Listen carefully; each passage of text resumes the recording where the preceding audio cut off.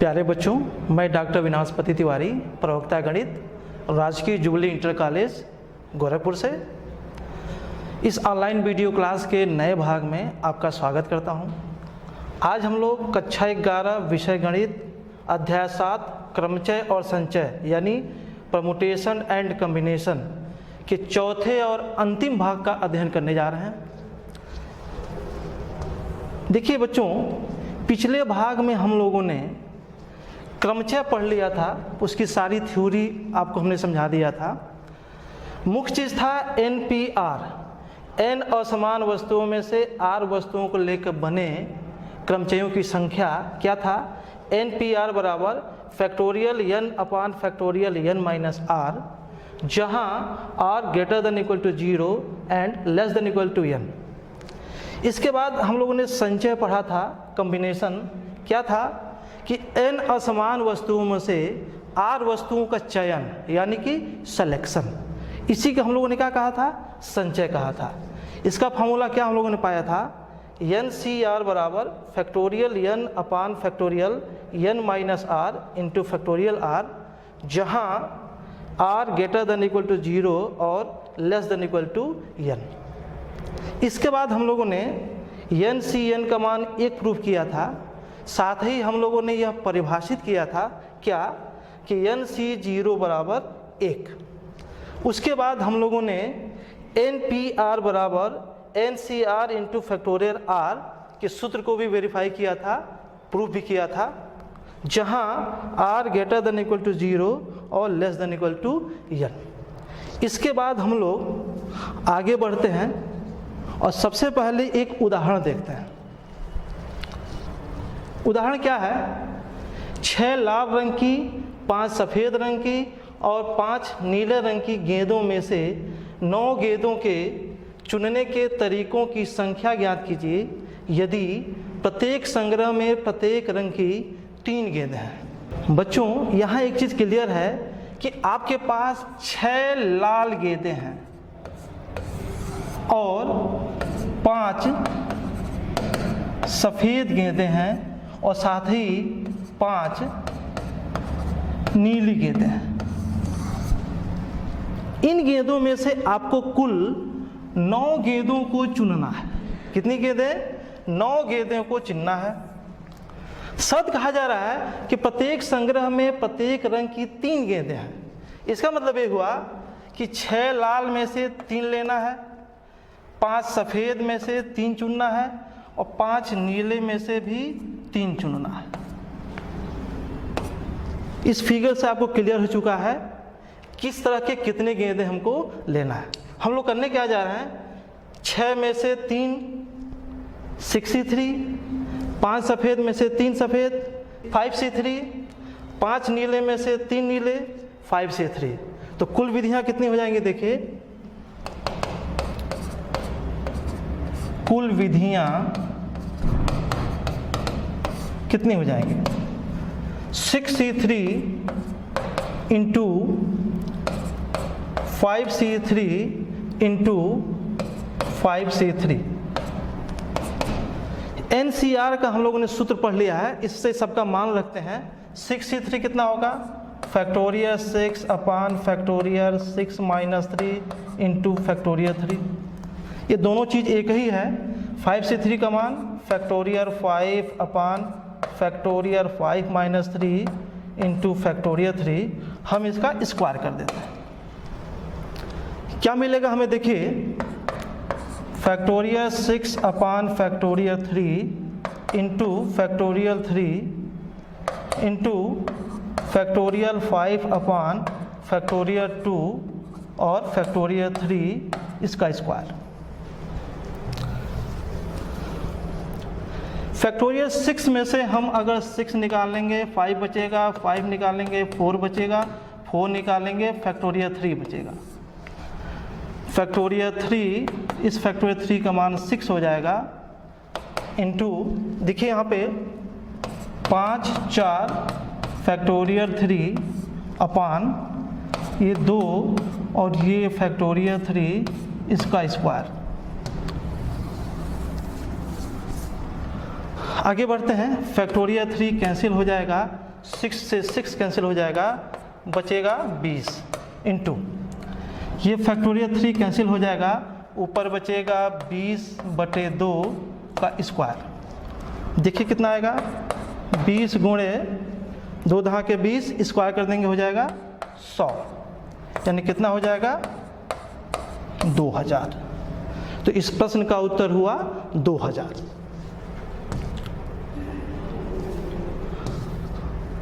आगे बढ़ते हैं बच्चों, पूरक संचय यानी कॉम्प्लीमेंट्री कॉम्बिनेशन। ये देखिए क्या है, n विभिन्न वस्तुओं में से r वस्तुओं को एक साथ लेकर बने संचयों की संख्या n-r वस्तुओं को एक साथ लेकर बने संचयों की संख्या के बराबर होता है। अर्थात NCr बराबर NC(n-r), जहाँ r greater than equal to 0 less than equal to n। देखिए बच्चों, इसमें कोई बहुत बड़ी बात नहीं है। आप एक काम करें, NC(n-r) ले लें और NCr के सूत्र से इसको तोड़ें तो क्या दिखाई देगा, factorial n upon factorial n-r into factorial n-r। आप देखेंगे n कैंसिल हो जाएगा और कितना बचेगा, factorial n upon factorial n-r into factorial r। ये किसके बराबर है, ये NCr के बराबर है। देखिए इस सूत्र का उपयोग बहुत ज़्यादा है।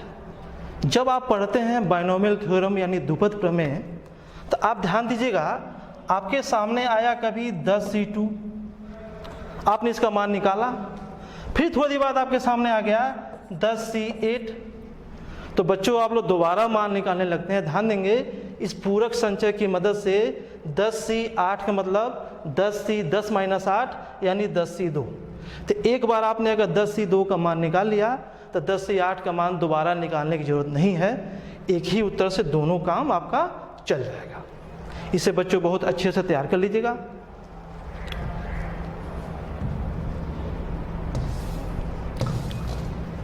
एक अगला नोट, NCA बराबर NCB इम्प्लाई A बराबर B या N बराबर A प्लस B। देखिए इसको आपको याद करना है। दूसरी बात, ये हो कहाँ से रहा है, NCA बराबर NCB। अगर इन दोनों में पूरक संचय लगा दें या NCB में पूरक संचय लगा दें तो क्या होगा, NCn-b। आप अगर इस पहले दूसरे को देखें तो आपको दिखाई देगा A बराबर B, दिस इम्प्लाई A बराबर B। आप अगर पहले और तीसरे को देखें तो क्या दिखाई देगा, A बराबर n-b यानी n बराबर A प्लस B।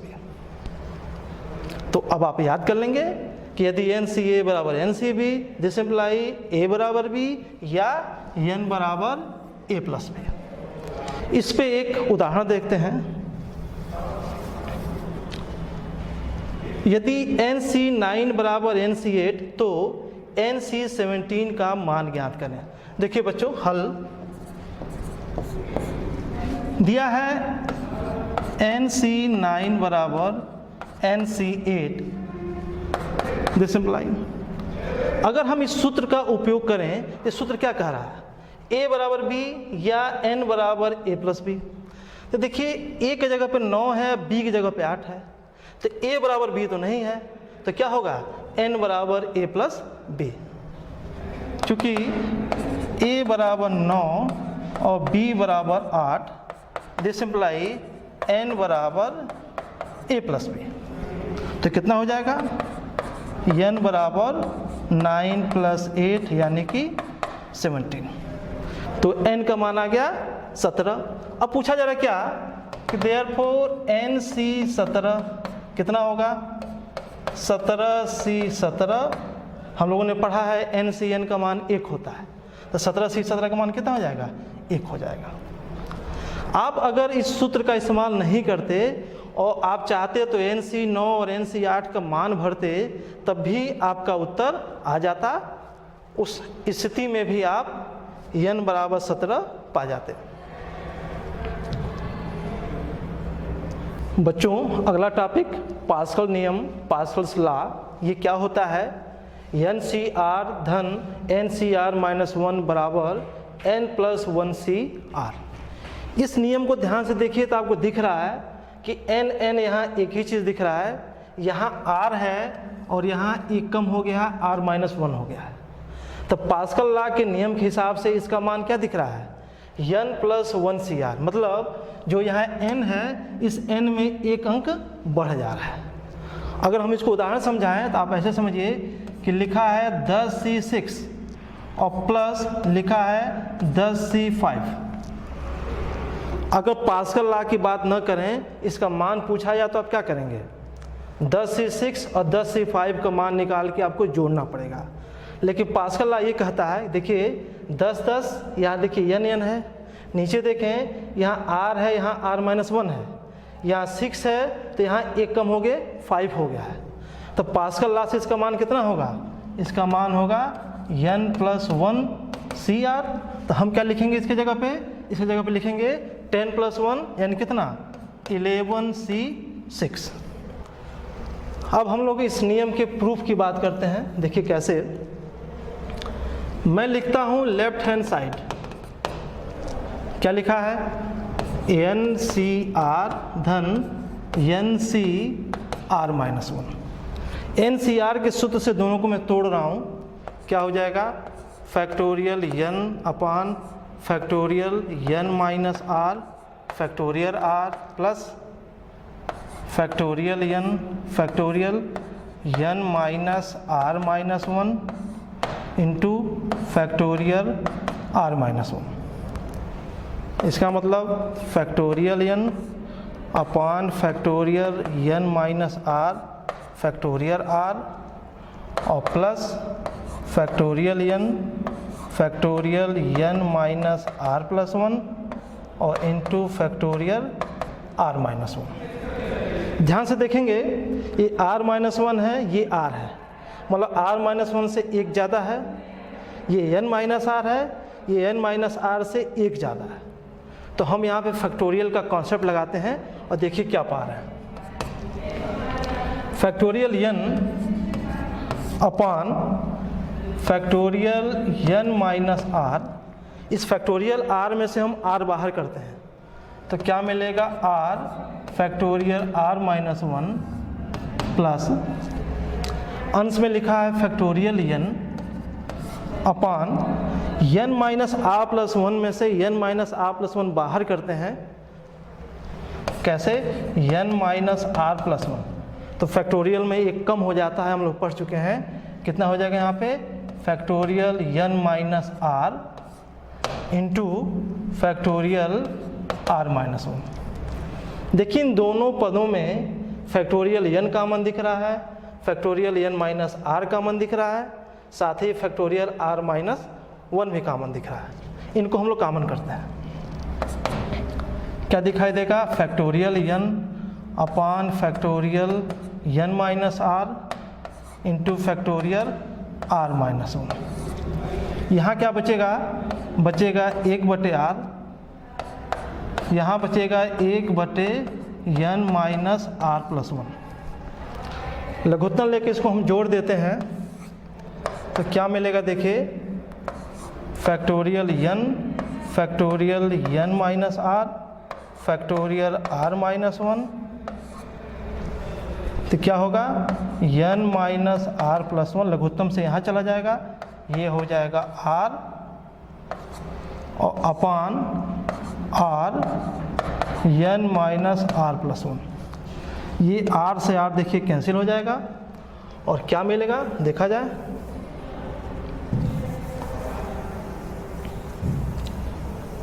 देखिए factorial n upon factorial n minus r into factorial r minus 1 into अंश में दिख रहा है n प्लस 1 और हर में दिख रहा है कितना? r और n माइनस r प्लस 1। अब इसको अगर ध्यान से देखा जाए तो देखिए बच्चों फैक्टोरियल n है तो n से एक ज़्यादा ये है, ये फैक्टोरियल n माइनस आर है, तो n माइनस आर से एक ज़्यादा ये है, ये r माइनस 1 फैक्टोरियल में है, और r माइनस 1 से एक ज़्यादा ये r है। हम इसको आपस में मिक्स करते हैं कैसे, n plus 1 factorial n upon, ये मैं लिखता हूँ n minus R plus 1 factorial n minus R, हमने इन दोनों को एक साथ लिख दिया, गुणे ये r और फैक्टोरियल r माइनस 1। हम लोगों ने बार बार ये चीज़ पढ़ा है कि अगर फैक्टोरियल 10 है, 10 निकाल दें तो फैक्टोरियल 9 हो जाता है। उल्टी बात भी हम लोग समझे हैं कि फैक्टोरियल 9 में अगर 10 का गुणा कर दें तो फैक्टोरियल 10 हो जाता है। इसी रूल को मैं यहाँ फॉलो कर रहा हूँ। देखिए ये n प्लस 1 है और साथ में फैक्टोरियल n है, ये गुणा होगा आपस में तो कितना हो जाएगा, फैक्टोरियल n प्लस 1 हो जाएगा। हर में देखिए ये फैक्टोरियल n माइनस आर है, इससे एक ये ज़्यादा है, तो कितना मान होगा, इसका मान होगा factorial n minus R plus 1। ये फैक्टोरियल r माइनस 1 है, इससे एक ज़्यादा है r, तो दोनों मिलकर क्या हो जाएंगे, फैक्टोरियल r। एक लाइन और लिखा जाए, factorial n plus 1 factorial n plus 1 minus r into factorial r। ध्यान से देखिए ये NCR का सूत्र दिख रहा है, factorial n plus 1 upon factorial n plus 1 minus r into factorial r। NCR का सूत्र दिख रहा है, बस हुआ क्या है, n की जगह पे n प्लस 1 हो गया है। कितना मानेगा इसका, n प्लस 1 CR। देखिए बच्चों यही राइट हैंड साइड है, तो आप इस पास्कल्स लॉ को बहुत बढ़िया से तैयार कर लीजिएगा। अगला एक उदाहरण, 9 उपलब्ध पाठ्यक्रमों में से एक विद्यार्थी 5 पाठ्यक्रमों का चयन कितने प्रकार से कर सकता है यदि प्रत्येक विद्यार्थी के लिए 2 विशिष्ट पाठ्यक्रम अनिवार्य है। ऐसे समझिए कि आप पढ़ने जाते हैं और आपको कुल 5 विषय चुनना है। कुल दिए हुए विषय कितने हैं, कुल दिए हुए विषय आपके पास 9 हैं। कहा जा रहा है कि 2 विशिष्ट पाठ्यक्रम अनिवार्य है। मान लीजिए कि मैथ और फिजिक्स अनिवार्य है, तो अब आप बताइए आपको चुनना कितना है। अगर ये अनिवार्य 2 विषय नहीं होते तो आप 9 में से 5 विषय अपने पसंद का चुन लेते। यहाँ कहा जा रहा है कि 2 विषय अनिवार्य हैं, तो देखिए प्रत्येक विद्यार्थी के लिए 2 विशिष्ट पाठ्यक्रम अनिवार्य हैं, अतः शेष बचे पाठ्यक्रम। 9 में से 2 पाठ्यक्रम आपको लेना ही लेना है, तो पाठ्यक्रम बचे कितने हैं, 9 माइनस 2 यानी 7। अब 2 विशिष्ट पाठ्यक्रम अनिवार्य हैं, अतः विद्यार्थी को चुनना पड़ेगा। विद्यार्थी को कुल 5 विषय चुनना था, 2 विषय अनिवार्य है तो 2 विषय उसको मिल ही जाएगा। तो अब उसको कितना विषय और चुनना पड़ेगा 5 माइनस 2 यानी कि 3। इसलिए कुल विधियां, किसके लिए कुल विधियां, पाठ्यक्रम चुनने की कुल विधियां। तो क्या होगा, देखिए पाठ्यक्रम टोटल बचे हैं 9 माइनस 2।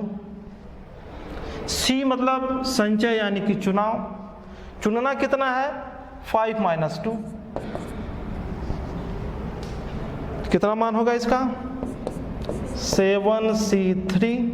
7C3 का मान भरा जाए, कितना होगा फैक्टोरियल 7 अपान फैक्टोरियल 7 माइनस 3 इंटू फैक्टोरियल 3।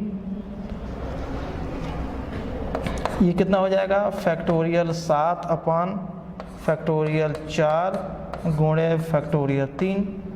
7 को निकालिए, 6 को निकालिए, 5 को निकालिए, फैक्टोरियल 4 बचेगा। ये फैक्टोरियल 4 और ये फैक्टोरियल 3 का मान 6। ये फैक्टोरियल 4 कट जाएगा, 6 से 6 कट जाएगा, कितना आएगा उत्तर 35। यानी वो छात्र कुल 35 तरीके से अपने पाठ्यक्रम को चुन सकता है।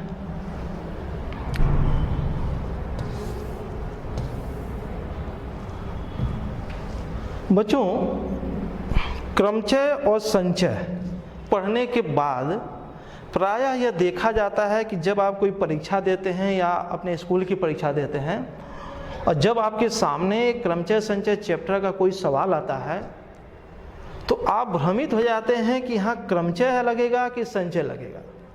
देखिए सीधी सी बात थी, क्रमचय में अरेंजमेंट था, परमुटेशन में अरेंजमेंट था, हमें कुछ चीज़ें व्यवस्थित करनी थी, वहाँ क्रम का महत्व होता था। जैसे कोई शब्द बनाना है, अक्षरों को लेके, अंकों को लेके संख्या बनानी है, कुछ लोगों को किसी पंक्ति में या कहीं बैठाना है, मतलब कि क्रमचय में स्थानों का या क्रमों का महत्व होता था। लेकिन संचय में क्या होता था? संचय में स्थान का महत्व नहीं है, क्रम का महत्व नहीं है, सिर्फ आपको चुनना है। क्रमचय का सिंबल था NPR, संचय का सिंबल था NCR। तो पहली बात, परीक्षा में NPR और NCR लिखा रहे यह जरूरी नहीं है, आपको यह समझना पड़ेगा कि क्रमचय है कि संचय है। इसलिए हमने लास्ट में एक सवाल ले लिया है क्रमचय का, कि कहीं संचय पढ़ते पढ़ते आप क्रमचय भूल न गए हो। देखिए 5 लड़कियों और 3 लड़कों को एक पंक्ति में कितने प्रकार से बैठा सकते हैं, जबकि कोई भी 2 लड़के एक साथ नहीं बैठते हैं। आप सोचिए कि सवाल क्रमचय का है कि संचय का है। निश्चित तौर पे ये प्रश्न क्रमचय का है, क्योंकि लड़कियों लड़कों को कहीं बैठाना है, कहीं अरेंज करना है, तो ये क्रमचय का सवाल है। आपने देखा होगा कि जब भी आपका होम एग्जामिनेशन होता है स्कूलों में या कहीं एग्जाम में बैठते हैं, तो आप बैठते हैं तो बीच बीच में एक दूसरे क्लास के बच्चे को बैठा दिया जाता है, ताकि एक क्लास के बच्चे एक साथ न बैठें। उसी प्रकार से यहाँ 5 लड़कियों और 3 लड़कों को ऐसे बैठाना है एक पंक्ति में कि कोई भी 2 लड़के एक साथ न बैठें। हम करते क्या है, 5 लड़कियों को एक पंक्ति में बैठा देते हैं। कितनी विधियाँ होंगी? 5 लड़कियों को एक पंक्ति में बैठाने की कुल विधियाँ याद करिए। NPN कितना होगा? NPN का मान होता है फैक्टोरियल n। कितना आएगा? फैक्टोरियल 5। जब 5 लड़कियों को एक पंक्ति में बैठाएंगे, कैसे? मान लीजिए 1 2 3 4 5, ये 5 जगह है। इन 5 जगहों पे आपने जी मतलब girls girls girls girls girls, इन जगहों पे आपने 5 गर्ल्स को बैठा लिया। कितने तरीके से? फैक्टोरियल 5 तरीके से।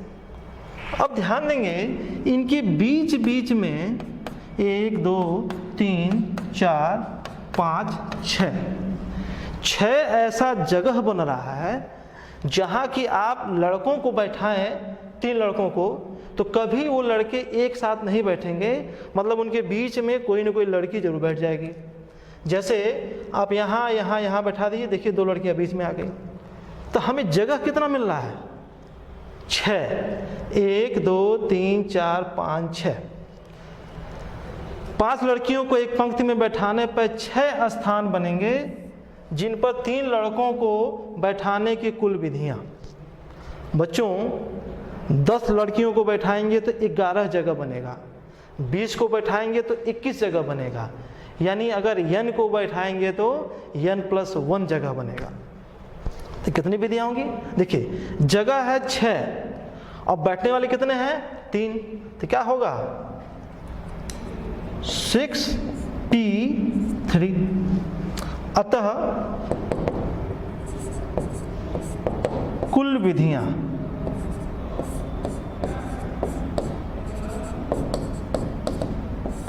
कितनी हो जाएंगी? देखिए फैक्टोरियल 5 गुणे 6p3 बराबर, फैक्टोरियल 5 का मान होता है 120 गुणे 6p3 का मान भरिए, फैक्टोरियल 6 फैक्टोरियल 6 - 3 कितना हो जाएगा? 120 गुणे फैक्टोरियल 6 और नीचे फैक्टोरियल 3। फैक्टोरियल 6 को अगर हम लोग तोड़ दें तो कितना आएगा, 120 गुणे 6 गुणे 5 गुणे 4 गुणे फैक्टोरियल 3, और ये फैक्टोरियल 3 कैंसिल हो जाएगा। 6 × 35, 3 × 4 = 12, 120, और 120 में 120 का गुणा करिए, कितना होगा, 144 और 00। यानी कि 5 लड़कियों को और 3 लड़कों को एक पंक्ति में बैठाइए और ऐसे बैठाइए कि कोई भी 2 लड़के एक साथ न बैठें। कितनी विधियां हो गई, 14,400।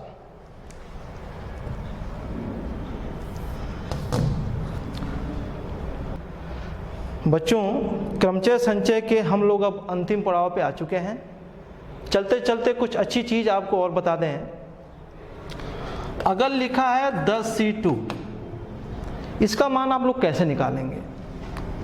फैक्टोरियल 10 अपान फैक्टोरियल 10 - 2 गुणे फैक्टोरियल 2, फैक्टोरियल 10 फैक्टोरियल 8 गुणे 2, 10 निकालिए, फिर 9 निकालिए, बचेगा फैक्टोरियल 8, ये फैक्टोरियल 8 और ये 2, ये कट जाएगा तो कितना हो जाएगा, 90/2 यानी कि 45।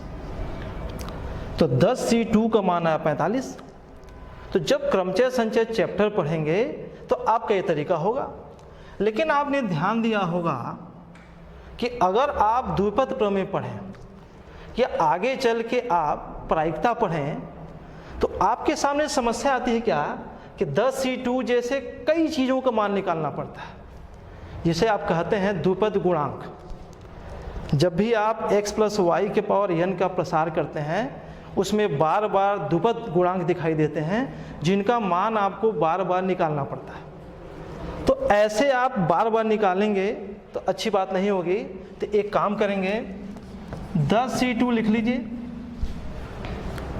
अब आप लिखिए 10, नीचे 2 है ना, तो लिखिए 9 और बटे फैक्टोरियल 2 लिख दीजिए।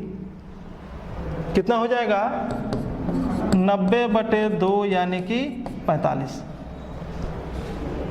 अगर आपसे हम कहें कि 10C3 का मान बताइए, देखिए नीचे 3 है, आपको 10 में से 1 घटाते हुए लिखना है और कितने पद लिखने हैं, 3 पद लिखने हैं। क्या लिखेंगे, 10 फिर 9 फिर 8, गिन लीजिए 3 है तो 1 2 3। नीचे लिखना आपको फैक्टोरियल 3, आप सीधे लिख दीजिए 6, तो 3 दूनी 6, 3 तिरिके 9 और 2 चौके 8, कितना हो जाएगा, 120। तो बच्चों ये बहुत ही अच्छा एक शॉर्टकट है। मैं उम्मीद करता हूँ कि आप इसको सीख जाएंगे। अब आपके मन में एक प्रश्न आएगा कि क्या अगर 20C18 हो तो कैसे हल करें? क्या 18 बार लिखेंगे? बिल्कुल नहीं। आपने अभी पूरक संचय पढ़ा था। अगर 20C18 का मान पूछा जाए, आपसे कहा जाए कि 60 में लगा दीजिए, तो क्या करेंगे, यहाँ लगाएंगे पूरक संचय। तो 20C18 का मान 20 - 18 यानी 20C2। तो 20C18 का मान लिख देंगे सीधे 20C2, और 20C2 का मान सीधे कैसे लिख देंगे, 20 गुणे 19। ध्यान देंगे नीचे 2 है, 2 पद लिखना है, और नीचे फैक्टोरियल 2 यानी कि 2 2 दहा के 20 हो जाएगा 190। आप इसे तैयार कर लीजिएगा, बहुत अच्छी चीज़ है। इसके बाद हम आपको गृह कार्य दे रहे हैं। 3 प्रश्न हैं, तीनों को बहुत अच्छे ढंग से लगा लीजिएगा। क्रमचय संचय के हर कॉन्सेप्ट, हर सवाल को बढ़िया से दोहरा लीजिएगा। हमारी शुभकामनाएं आपके साथ हैं। Okay, thank you.